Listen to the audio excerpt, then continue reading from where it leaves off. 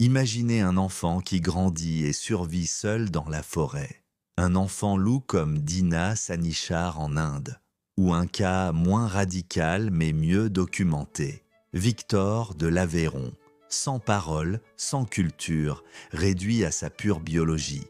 Face à lui, la société des médecins et des savants de 1800. D'un côté, il y a la nature brute, Victor. De l'autre, il y a la construction sociale, les savants qui veulent le civiliser. Les savants ont échoué. Pourquoi ? Parce qu'ils ont cru que leur ordre social, leurs règles, leur éducation, leurs idées avaient une place prépondérante dans la nature humaine. Ils ont cru qu'ils pouvaient effacer l'instinct pour écrire par-dessus. L'homme né animal, c'est sa base, son socle. En fonction de stimuli reçus par son environnement, l'animal devient homme. Il est intégré dans une société.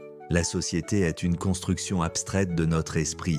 Si cette construction respecte le socle animal, elle fonctionne. Si elle se croit supérieure à l'instinct et tente de le nier, elle devient une prison toxique, une aberration. Victor ressent le froid, la faim, la menace. C'est immédiat, c'est le réel. Son corps est câblé sur l'ordre naturel. Nous, les civilisés, nous ajoutons une couche par-dessus. C'est là que le piège peut se refermer. Si notre éducation, notre construction sociale, nous apprend à écouter nos sens, attention, danger, alors elle est en harmonie avec la nature. Mais si notre construction sociale nous force à nier ce que nos sens nous crient, n'aie pas peur, c'est juste une idée, ignore ton instinct, alors cette construction sociale est corrompue. Elle est en guerre contre le réel. L'ordre naturel est la seule vérité. Si notre logiciel social nous dit le contraire de ce que notre corps ressent face à une menace, c'est que le logiciel est dégénéré. L'instinct, fuite, combat, protection, n'est pas une vieille pulsion à dépasser. L'instinct est la norme. C'est la loi de la survie validée par des millénaires. L'intellect, la raison, la culture, ce sont des outils construits par-dessus. Dans une société saine, l'outil sert la norme. L'intelligence aide l'instinct à mieux réussir. Mais dans une société décadente, l'outil se retourne contre le maître. L'intellect se met à niquer l'instinct. On commence à surintellectualiser.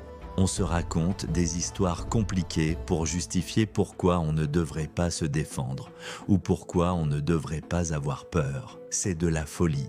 Se croire plus malin que l'instinct de survie, ce n'est pas de l'intelligence, c'est de la dégénérescence. C'est une construction cognitive qui travaille contre la vie.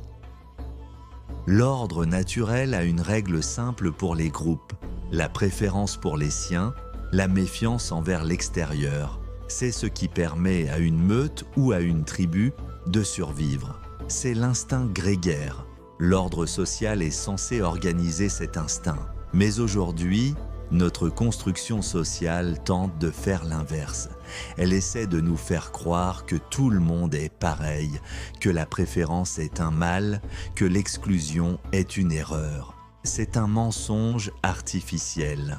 Vouloir bâtir une société sur la négation de l'instinct de clan, c'est bâtir sur du sable. Cette construction est opposée à l'ordre naturel et donc elle est vouée à s'effondrer. Une société qui interdit à ses membres de préférer leur propre groupe est une société qui organise son propre suicide. Elle est biologiquement dégénérée. Victor comprend la force. Il comprend qui domine.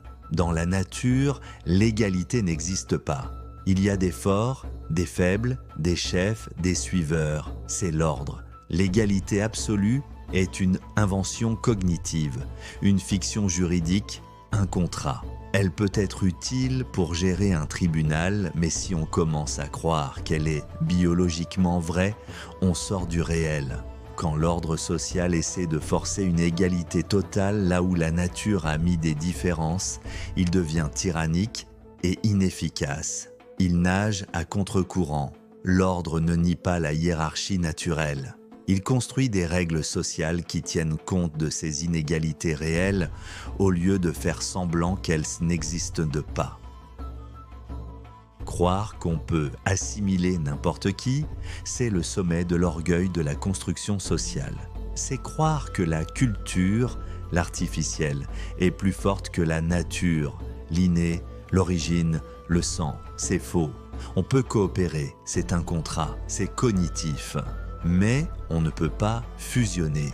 L'ordre social qui prône le mélange universel est un système dégénéré, car il détruit les distinctions nécessaires à la vie.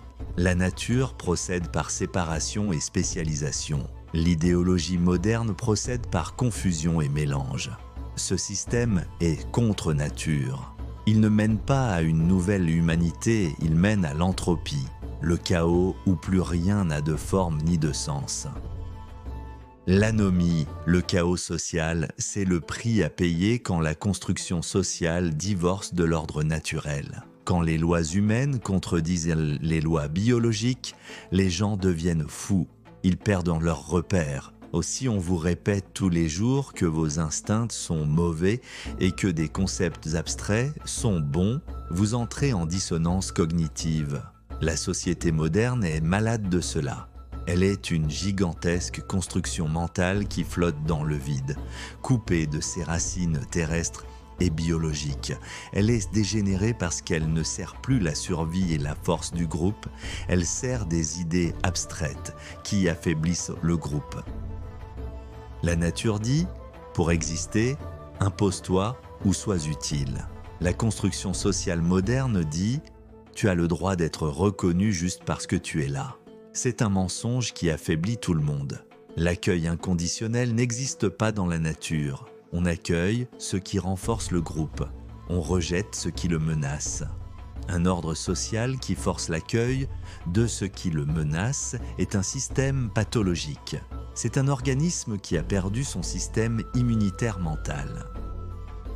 La vraie liberté, c'est d'utiliser notre intelligence, notre construction cognitive, pour comprendre et s'aligner parfaitement sur l'ordre naturel. L'homme libre n'est pas celui qui dit « je refuse mes instincts ». L'homme libre est celui qui dit « j'ai compris mes instincts, j'ai compris que ce sont les lois de l'univers et je construis ma vie et ma société bien d'accord avec eux ». La raison humaine n'a de valeur que si elle est le miroir de la raison universelle, la nature. Si elle invente des mondes imaginaires opposés à la survie, ce n'est pas de la raison, c'est du délire. Dean Hassanichar et Victor de l'Aveyron sont la preuve vivante que la nature est le socle indépassable. Nous avons construit des sociétés complexes, mais ces constructions ne sont que des échafaudages. Si l'échafaudage suit la forme du bâtiment, la nature, il tient. S'il essaie de tordre le bâtiment, il s'effondre. La sagesse, c'est de cesser cette révolte stérile contre le réel, ce bavardage artificiel. Que vous ayez la volonté d'avoir la foi ou non, de croire ou de ne pas croire en un concept abstrait. L'ordre naturel est la seule vérité qui dépasse l'entendement humain, de l'infiniment grand à l'infiniment petit, de la perception du temps et la mort inéluctable de tout être vivant.